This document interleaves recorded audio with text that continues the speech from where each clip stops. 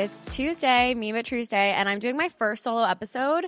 Y'all might have seen me talk about this on my Instagram story, but I actually filmed a half hour of doing my first solo episode, and I literally stopped and looked at my producer, Maria, and I was like, this is like really bad. All that to say, I will never put things out that I don't think are funny and that I wouldn't want to listen to personally. That is my bar for artistic excellence. I ask people to do and ask me anything on my Instagram stories, so I'm going to go through some of those questions, but thought I would just fill you in a little bit on what I've been up to, what's going on with me right now. I just filmed with Caroline Banowitz about my conversation with Joe Exotic that happened this week, so I don't want to go too much into that, but that's kind of how my week started. And what I don't think people understand, I did not talk about this man. I do not know him. This is not a bit. Monday night, I sit in my office chair. I'm like, all right, I'm locking in.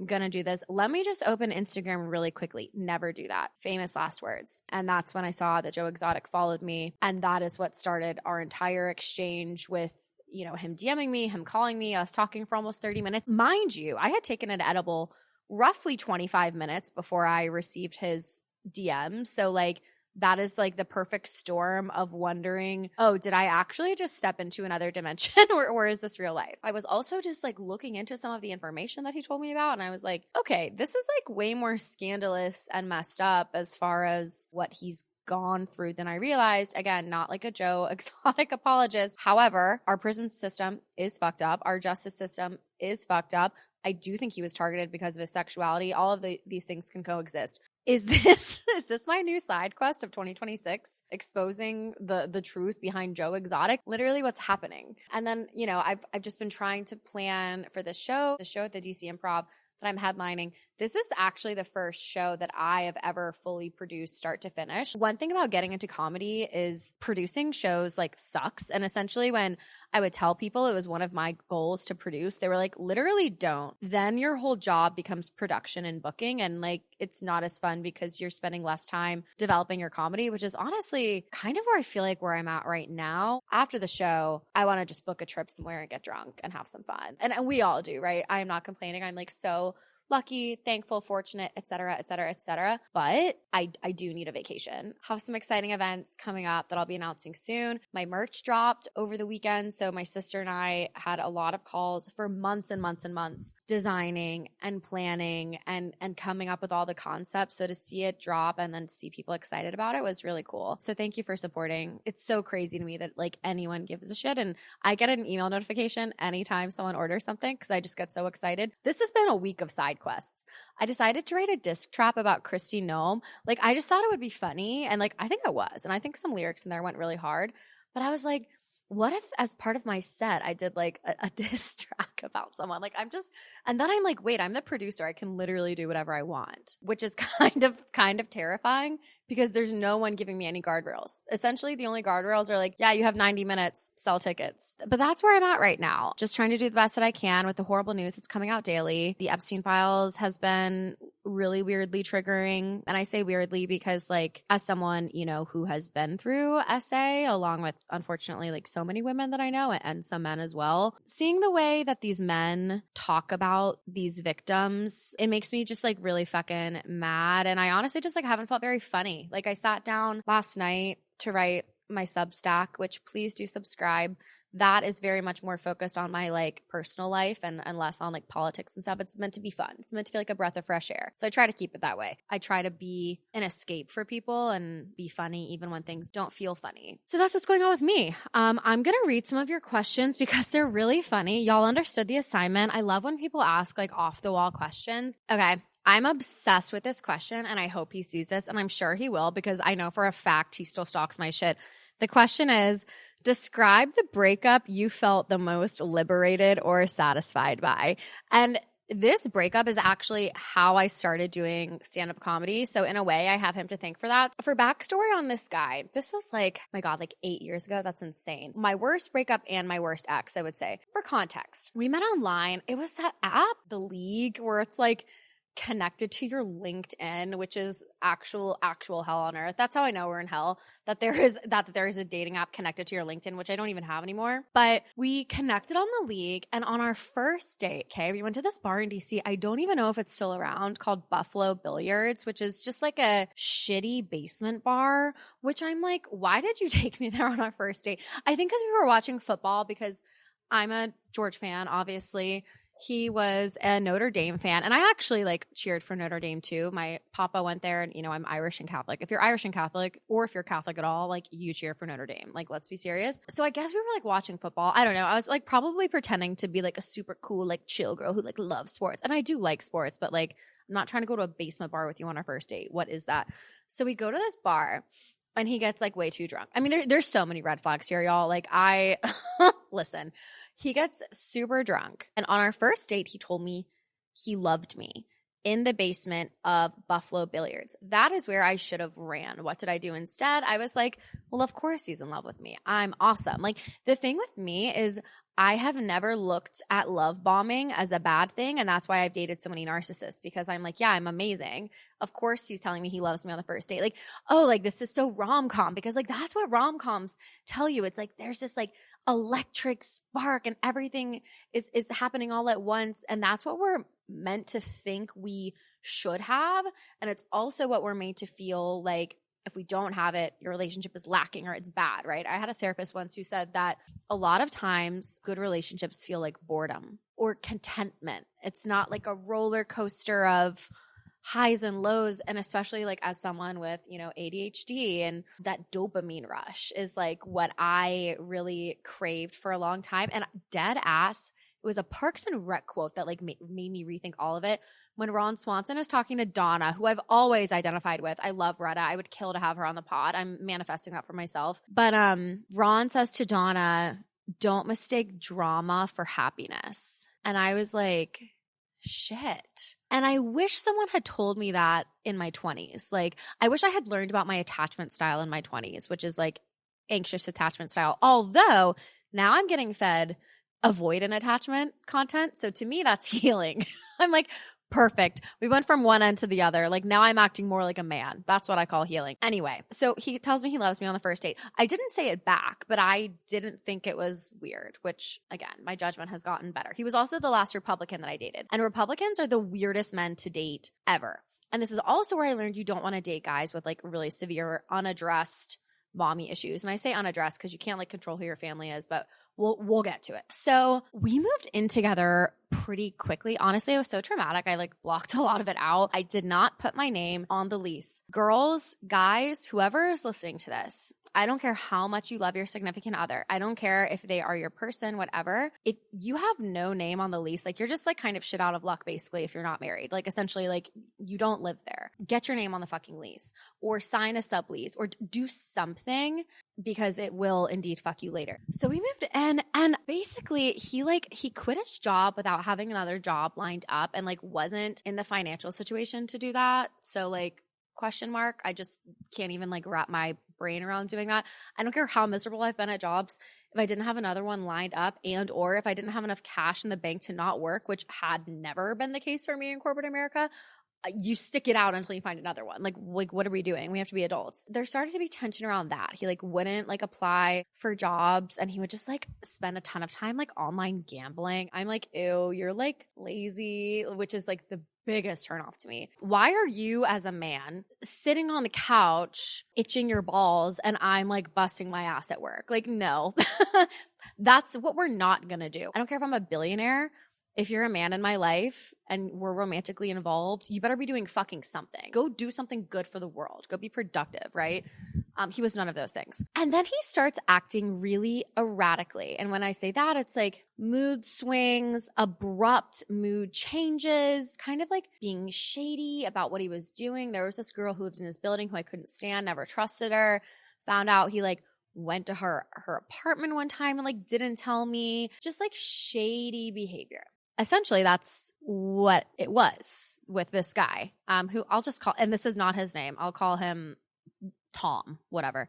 I'll call him Tom. One day, we're not getting along. Like, he's being just like really mean towards me. I'm like, what's your problem? Like, you need to be applying for jobs. I remember I was like submitting his resume to jobs because he just like wouldn't do it himself. There are so many men I've been with where I am the one driving everything forward in their own life, not just in our relationship, but like in their life. Like, why do I give a fuck more about your life and your future than you? Like, that's insane.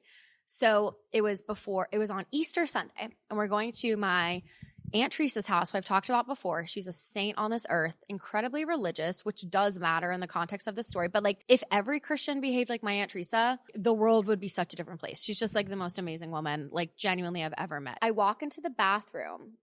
My boyfriend was in there. Tom was in there. And I would never do that normally, but I just had like the weirdest fucking feeling. I walk into the bathroom. He is doing a line off of the toilet seat in the bathroom on Easter Sunday. It was like 1:30 p.m. Okay. And I was like, what the fuck are you doing? And do you want to know what he did? This is actually when I learned the term gaslighting. I learned this in therapy later. He was like, what are you talking about? And I was like, there's right there. I can see it. He literally gets his hand and like brushes it away. And then he goes, no, there's not.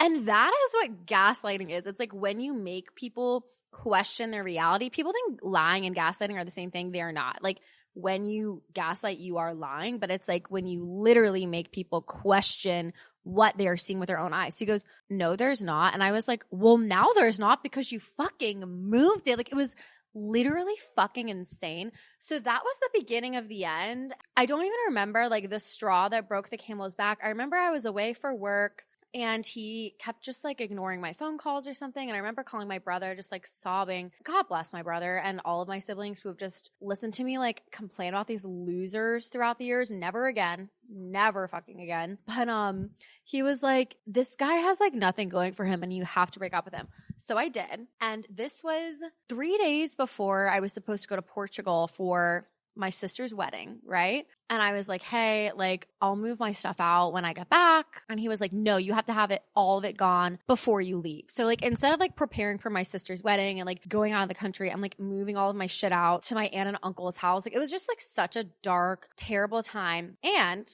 also what happened right before we broke up is I told him, I was like, I really want a creative outlet. I've always wanted to try stand-up comedy. And I think I'd be really good at it. We went and saw Orny Adams. I remember the comedian at the DC Improv actually. And I was like, I want to do this, man. Like I have all these jokes in my phone, just like sitting here. And I think I could be good at it. I think it would be fun. And the DC Improv does a class. I would like to do it.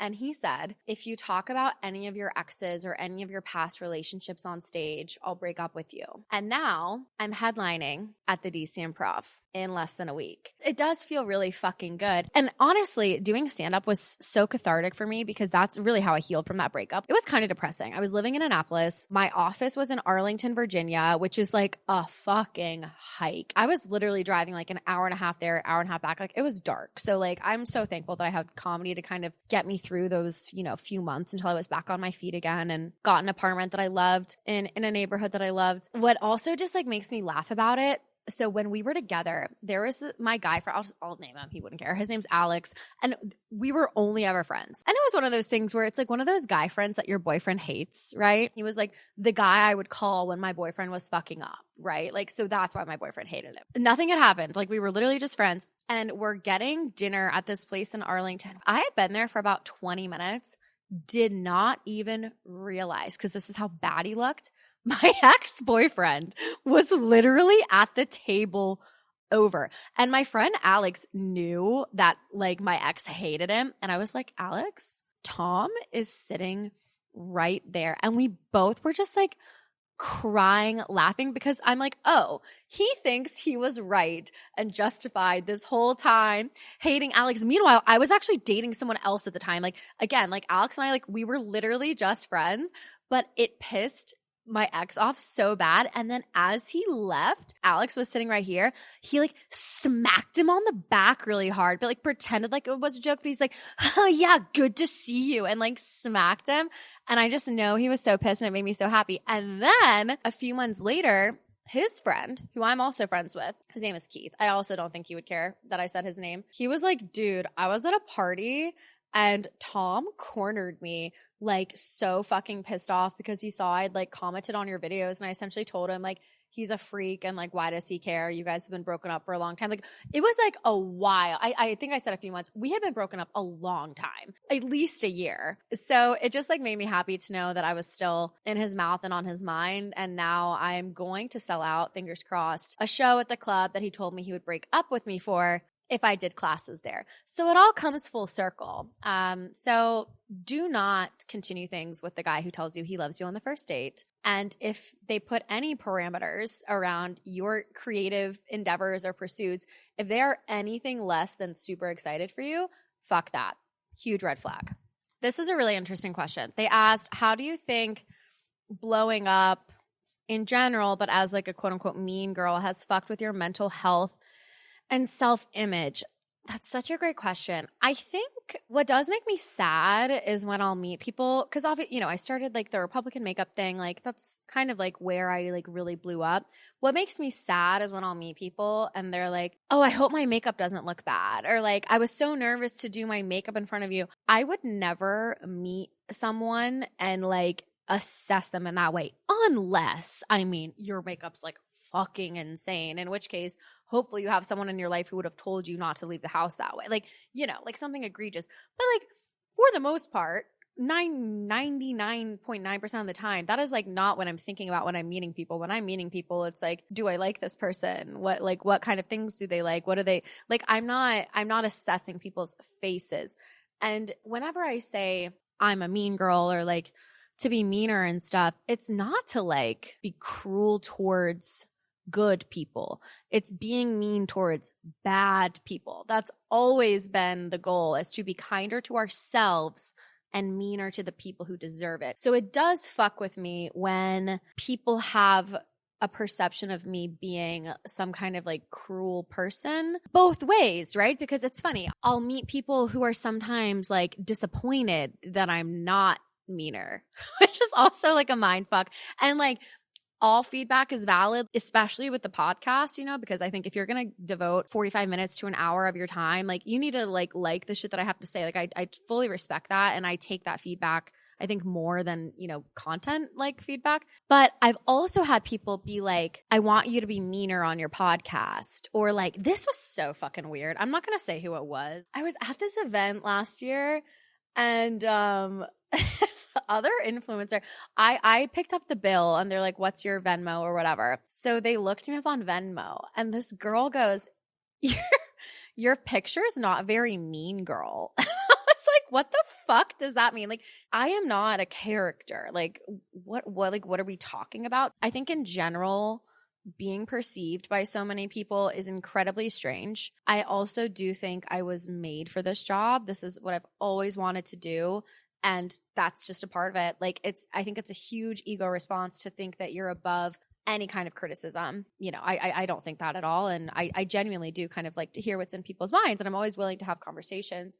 There's so many things, right? Like I remember my neighbor and I did a knitting circle called the Nitty Gritters. It was me, our neighbor Judy, who's like in her 80s or 90s, sharp as a tack. She's the shit. She has a glacier named after her in Antarctica. I would love to have her on the pod. She's hilarious. She's so interesting. Has like the coolest like jewelry collection because she worked for like the American Geological Society. So all these places just like give her these like insane jewels. But like I remember when I was getting a ton of hate on the internet, my neighbor's husband kept walking her to knitting circle and I asked her about it and she was like, well, he's just nervous that like since I'm with you, like my safety could be in jeopardy. And like that felt like a knife in the heart.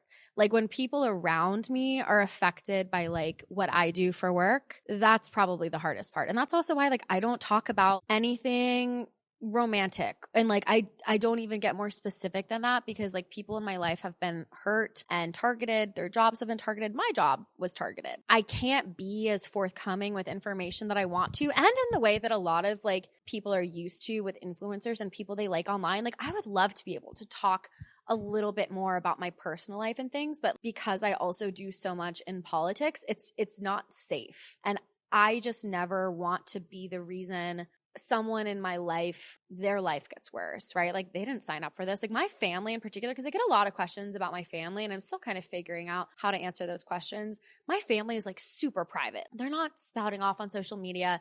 Most of my siblings in particular, like pretty introverted. My parents don't even like do social media. So like I would love to be able to talk about them more, but I don't ever want to open them up, right? And like I will say, and I'll just like admit it, like, you know, there was a period of time where I would read things about me on like Reddit and like anonymous message boards. Actually, Jonathan Van Ness made me pull out my phone and delete the Reddit app. He was like, you are too good for those people. Like, fuck that. Like, do not read what they're saying about you. And I was like, no, you're right. I still feel exactly the same as I did before, but now I just have a totally different set of expectations and I feel like I'm being assessed constantly and that does fuck with me. And I think it has made me at times reclusive. I feel like I'm falling into that a little bit. So I'm trying to be better about like friend dates and co-working with friends and just like going out more, just like literally trying to have more fun is a priority of mine because the work is truly never ending and limitless. And even when I had a really like demanding consulting job, which I loved, there was like a kind of a, okay, that project's done. This is done. This is just like continuous. And I've got to figure out a way to sustain it because I am no longer employable by corporate American standards. But when you read those things about yourself enough, they can kind of creep in. You just got to get them out. That's what I'm trying to do right now. But yeah, I mean, I would say it's fucked with it a lot. You know, how I'm working through that is like having a really good circle, a smaller circle of friends, both, you know, in the work that I do and like my best friends and family who have always kind of been there for me. I'm trying to keep a smaller circle and not be so trusting and giving with my time. But yeah, being on the internet is weird. Don't recommend. I miss corporate America. If anyone's hiring, like genuinely, I miss a Teams notification. And I don't know if y'all know this. There's a setting you can set on Teams where it's like a club remix of the Teams ringtone. It's pretty sick, actually. It's like literally like a dubstep remix. Yeah, if anyone's hiring, get me the fuck off the internet because Jesus Christ.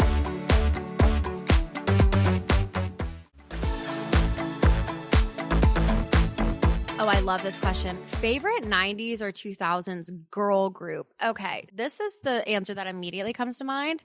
Dream. They did He Loves You Not and This Is Me. And I'm actually mutuals with Melissa Schumann, who was like the gorgeous blonde, like kind of lead singer of Dream. She's fantastic. And she's actually done a lot of work and advocacy for victims of SA because she is one herself. I talked about this on a different podcast, but she has talked about her experience like being assaulted by Nick Carter. So would definitely recommend like kind of checking her work out there. And she's like just as gorgeous and talented. Also Play has been on my heavy rotation. So Play wrote Us Against the World. That's what girls do. We need another girl group like that. And like I know that there obviously are like girl groups, right? Like, is it Cat's Eye? That's like a huge one of obviously, but like we need more pop girl groups. We need them making a comeback. Those are probably my favorites. I have an amazing playlist that y'all should follow. It's called Betchy and Catchy. It's like my best contribution to society, honestly. There are still some Nicki Minaj songs on there that I haven't had a chance to get rid of, so like don't cancel me for that. Yeah, Play. They did an amazing remix of I'm Gonna Make You Love Me. Oh, Destiny's Child. I don't even think of them as like I mean, they are a girl group, but they were kind of in a league of their own. Like the vocals and the choreo. I still think of the Survivor music video. I always loved Michelle's outfits.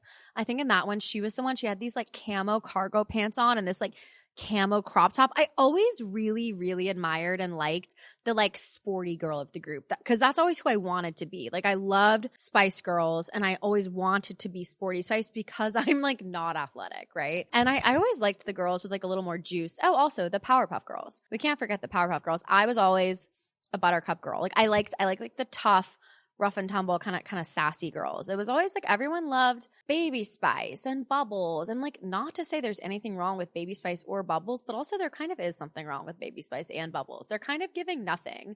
They're just like cute and there. Like Baby Spice with the lollipop and the pigtails. I'm like, okay, we get it. Also like very like male gaze centered, whatever. But like I always liked the girls with a bit more grit and personality and a sense of humor. And that often went along with being like the athletic one of the group. Oh, wait. And also, I know you probably meant music, but now I'm just discussing all of it.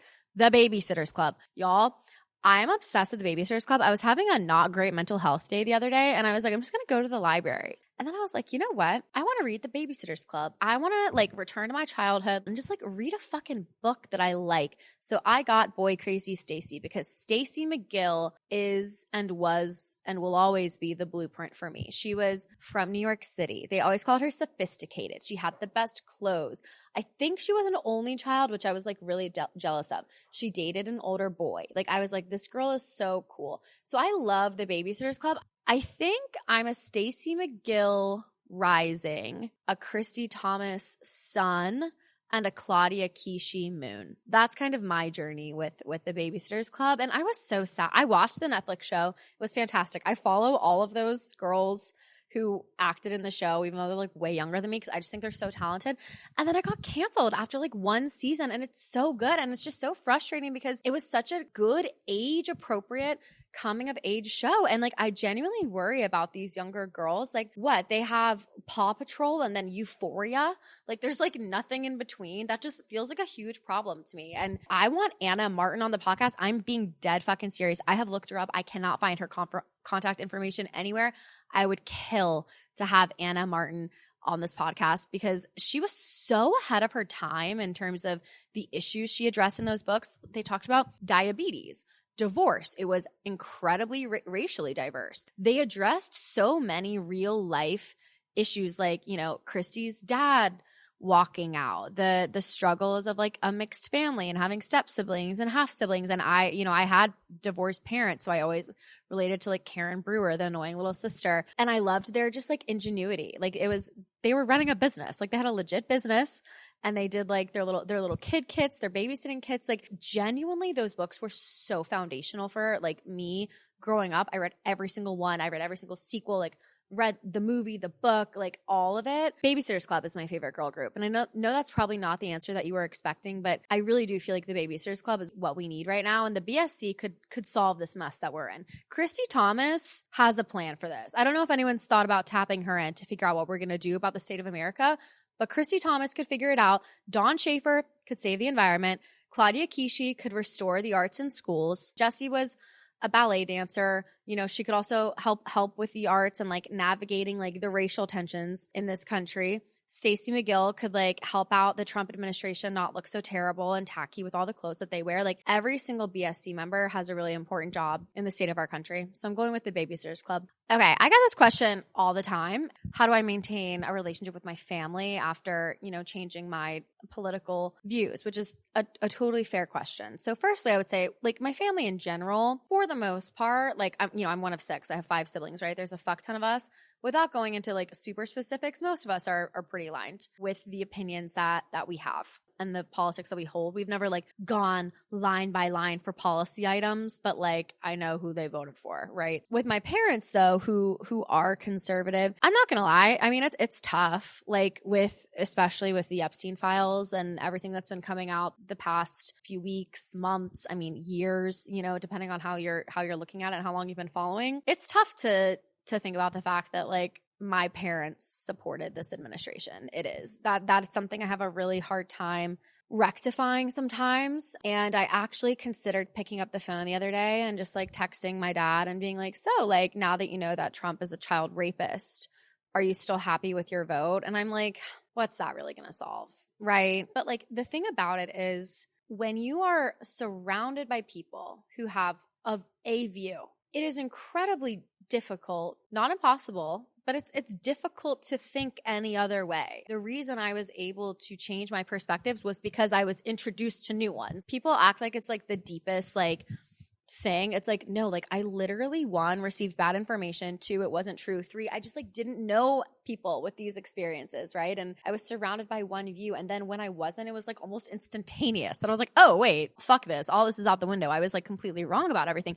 But if you don't get that, and you're just in that area, in that place, in that group of people who all think that thing, it is hard to break out of that. So then I'm like, okay, well, what good is it doing if I'm just causing fights? Because I have done that. Like we got into some really, really bad fights in 2020. I have since learned how to navigate conflict in a more productive way instead of calling people like white trash anti-vaxxers, right? Like that's like not like the best way to go about that. So I go back and forth with like, okay, well, what good is it if you slam that door shut? You can't ever have good conversations. And my parents have always been incredibly supportive of what I do. They are always inquisitive about who I'm talking to and what kinds of things I'm talking about. And we can meet halfway and even agree on a lot of things, right? And I mean, I've certainly learned more as I've gone through and gone to talk with more members and been around people who know way more than me. Literally, I was just texting Eliza Orleans, like, what does this mean? Is this good or bad? And is this bad for America? Like, what does this mean, right? Like,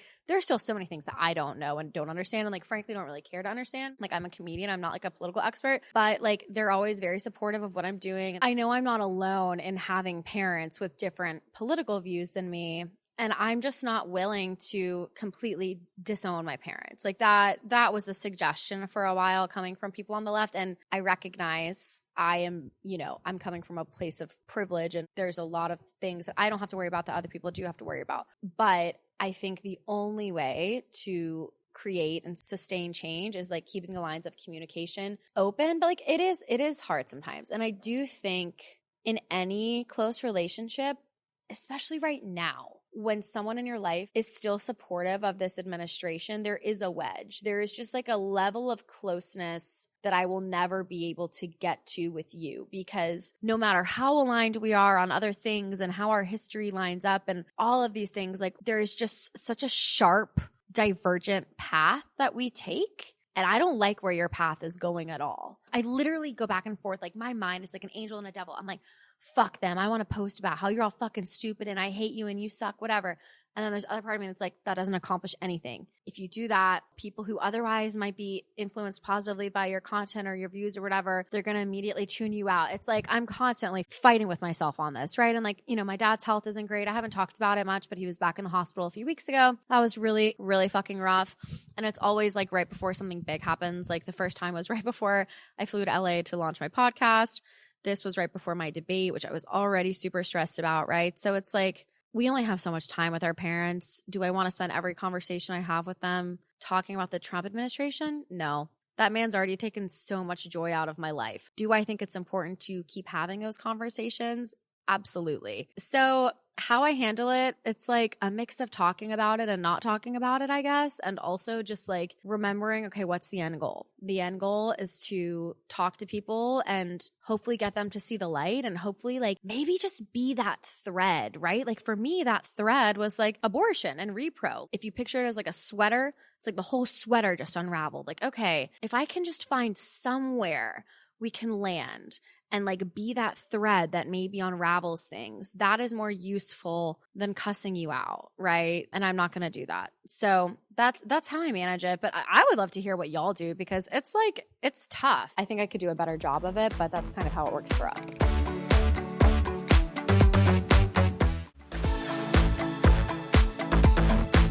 Okay, I love this question. I don't know if this is the best answer. The question is, what's something I wish I was better at? So immediately what comes to mind is singing. Like I was meant to be a really good singer. I know God doesn't make mistakes except for that. I do think I was meant to be like an incredible singer. And what really actually pisses me off about people, what pisses me off is when you meet someone and they'll casually drop in there, oh yeah, I was a music major in college. I sang, or like, oh yeah, I always sang in the choir growing up.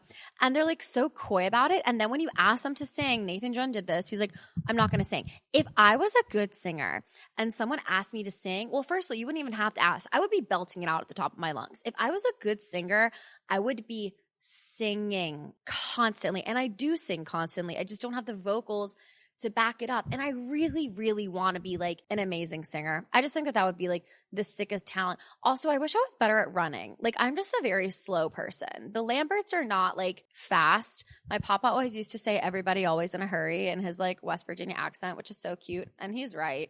The Lamberts are just slow pokes. I would love to be like fast, but on a serious note, what I wish I was better at, waking up early. I think all of my problems would be solved if I was a morning person. If I was just one of those people, like my best friend Katie literally wakes up at like 4 a.m. It's like the craziest thing. And like, she'll just like, she'll do her workout and she'll like read quietly. The thought of like waking up and not immediately being in like an immediate panic and frenzy like feels so foreign to me. And I have tried so hard to like be a morning person and I'm just not. And I wish I was better at it because I think if I just got those few extra hours in the morning, I could just like knock out a lot of the shit that like I need to get done because I'm a night owl. But like the world does not benefit night owls. It is very biased towards morning people and I'm frankly sick of it. Because guess what? The most creative people in the world are night owls. Like it's true. Like comedians and actors, whomever, I would be willing to bet that they're night people. But the algorithm doesn't favor night people because I be posting shit at 2 a.m. No one sees it. But it's like that's when I feel creative. Nothing creative is happening before 5 p.m. for me, like literally ever. So that's a huge problem. And it's just how I am. So until the world is more catered towards nighttime people, which I do think it should be, I wish I was better at waking up early. Would also love suggestions on that. I've seen like, oh, just start setting your alarm like 10 minutes earlier every day for a week. And then that doesn't do shit because I'll just snooze it. Like I need something to like really get me out of bed. Some people have suggested those alarm clocks that are like far away and you have to get up and get them, but then I'm just going to wake up and be in a really bad mood. So I'm like, something's got to give. I don't know. I wonder if there's an alarm that instead of making really loud noises, it like flashes like pretty lights. That would be kind of sick. Like a strobe alarm, although I worry that it would like really freak out my dogs. I'll look into that. Okay, I'm going to close out answering the questions I always ask other people. And the first one is, what is something you love about yourself? I think something I love about myself is I give everyone a chance. And I'm very accepting of people. That kind of goes back to what I was talking about earlier with the mean girl thing. It's kind of a bummer when people assume I'm like super judgmental and cold because I honestly consider myself the total opposite. I love meeting I love a weirdo, right? Like I love people with like their weird little niche interests and different personalities than me and backgrounds. Like if you're a good person and if you're a genuine person, honestly, because like some friendships I've had, like there's one friend I'm thinking of in particular, she kind of knows like she's a brat and a diva and whatever, but she's super genuine about it and like stands in who she is. And I respect that. Like if I feel like you're someone who is true to themselves, flaws and all, like I accept you. So I think that's something I like about myself. Something I'm working on genuinely is like having more fun. I think that when I fall really deep into like the work side of things, I become more disconnected from my friends and family. And I just like become like less fun to be around. And like, I'm like not trying to sound like a martyr here. In fact, it's like very much quite the opposite. It's like, okay, yeah, you know why you're struggling with your mental health because you haven't seen your friends in a week and you're spending way too much time on your phone trying to keep up with all the things you're doing for work. Like I'm genuinely trying to have more fun because I think that makes me a better person. And I think part of that is I've been a little more irritable lately than I would like to be, which typically happens when I'm just like max to capacity. So we've got to figure out a balance that works. And I don't know that balance actually exists, but is there a service where it's like you could just take an inventory of your life and like figure out like this has got to go. This person's got to go. This habit's got to go. Like that's what I need. If anyone is offering a life audit, what I need is a life audit by someone who is going to be very brash and blunt with me because this isn't working. And then someone I would like to roast and someone I would like to toast. I would love to roast Nancy Mace. I just saw this bitch. I cannot. She got on an interview last night. This whole profile dropped about her. Go look it up. I'm not going to recap the whole thing. She got on an interview last night and said that there's no way she could be an alcoholic because she has a condition and if she drank a lot she would die. I'm like first of all, you having a condition does not impede you from drinking. If you actually have that condition, should you drink? No. Does that mean you don't? No. Like that's not proof. That's not how this works. Second of all, like she has a photo that says Happy National Wine Day. She has all these videos where she's drinking. There's that one video I've posted before where she's chugging alcohol and then she's baby birding with another woman. And baby birding is when you shoot the alcohol from your mouth into their mouth and then they kiss. And this bitch is really on national TV saying that she can't drink because she'll die. You know what? Like what she honestly should do, not that I'm trying to give her free consulting advice, but hey, lean in. lean into it. Be like, yeah, God forbid a girl like to have fun. Like, I'm from South Carolina. You know how we do in Charleston. Like, there is a way to spin it. There is. And she's just not like smart or sane enough or sober enough to do that. And it was so funny. And I don't know if they did it on purpose. It might have just been the sound. But after she gave that answer, dead ass, there was just like a 10-second pause where the correspondent just like didn't respond. And it was probably because of audio issues, but it just made the awkwardness so much more pronounced because it also kind of looked like he was like, really? like really? God, she's absolutely the worst. Someone I would like to toast are honestly my dogs, Ruthie and Colin. Y'all, I don't know how I would get through this period without my dogs. And I know I talk about my dogs a lot, but like, if you are in a place where you're feeling really lonely and like you want to contribute, but maybe you don't have a ton of time, or maybe you don't have the extra cash, like whatever it is, there are so many animals in need of help around you. And there are so many done in a day activities that you can do. And you will walk away feeling so much better. Like so many animal rescues do, where you can like borrow a dog for a day. Like even volunteering at adoption events, even with the dogs directly, like social media help. I promise you, there is something you can do. And there's just something about helping animals specifically, like knowing they're among like the most helpless, right? It's so rewarding. And I just feel so much better. Like I got Ruthie in 2020, obviously like, struggling during COVID, like we all were. And she's the best thing that's ever happened to me. If you're even thinking about it, this is your sign. You should do it. I volunteer with Lucky Dog Animal Rescue in DC. There are so many. If you want to get connected to a rescue and you like can't find one, seriously, let me know. My email is in my bio. I literally will help you. So I want to toast Ruthie and Colin. It just like makes me so happy to think about their story too, because I think about like Ruthie, and I don't know if a lot of people know this, but we fostered her and she got adopted. And I was devastated that she got, her name was Janie at the time, which is so wrong for her. She got adopted. And a few months later, because I'm on the Lucky Dog distro, I get an email that says, Janie is being returned and she needs to go to a foster that has no other dogs in the home because she doesn't get along with dogs. And I was like, whoa,